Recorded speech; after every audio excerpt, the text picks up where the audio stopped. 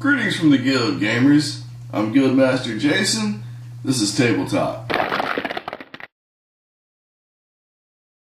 So, if you guys normally keep up with Lost Mine of Wonders Pack, you know that unfortunately last night our group couldn't get together due to some scheduling conflicts. So, I thought it would be appropriate for the topic of today's Table Talk to be scheduling conflicts. Now, it's kind of a long-running D&D trope that the biggest enemy of an adventuring party is not a dragon, it's not a beholder, it's not even a lich, it's not even a terrorist.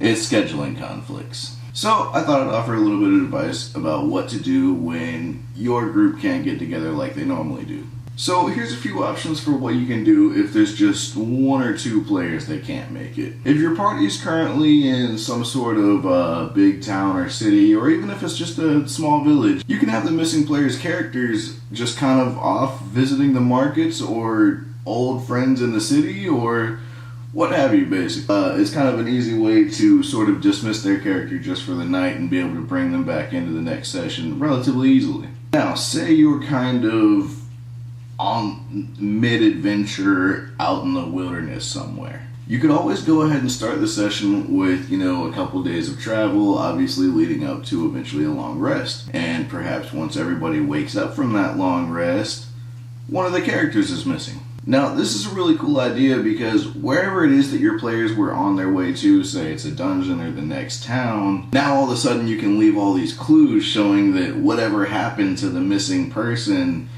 it appears they're in that direction. So it's kind of an even more driving force towards getting your players and your party towards where you need them to be. So you can actually use it to your advantage. Now, say you are already in the middle of a dungeon. This is kind of one of the hardest places to compensate for a missing player. But you can still kind of do something a little similar to the wilderness thing. As a trope in dungeons ever since adventurers have been exploring dungeons and works of fictions, there's always traps like the famous trapdoor or anything similar to that where suddenly one of the adventuring party characters gets separated from the rest of the party. And once again, as a party of adventurers going through this dungeon, if one of their members goes missing, suddenly you've got even more of a driving force for your party to get through this dungeon, get deep as they can, and find their friend.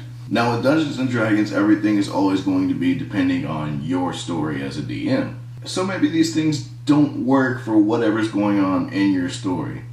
If that's the case, the best thing to do is, as the DM, just roleplay that player character to the best of your ability. If that character absolutely story-wise cannot be absent for that event. Now, as a DM, this can be a little taxing because we already have a lot to keep track of during session. So if you feel that there's a player in your group who's capable of efficiently role-playing their own character and another character, you could pass it off to them.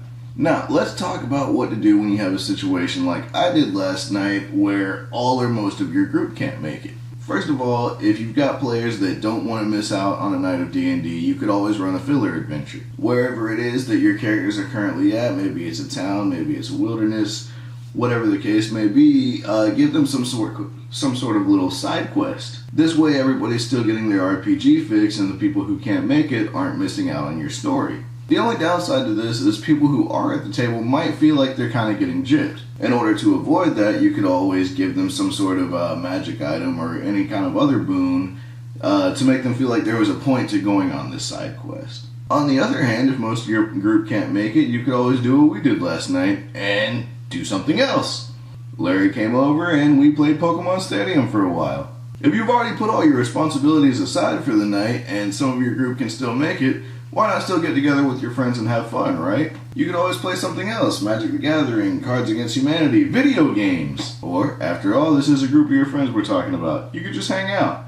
Anyways, that's this week's Tabletalk Tuesday. Thanks for watching. Game on, gamers.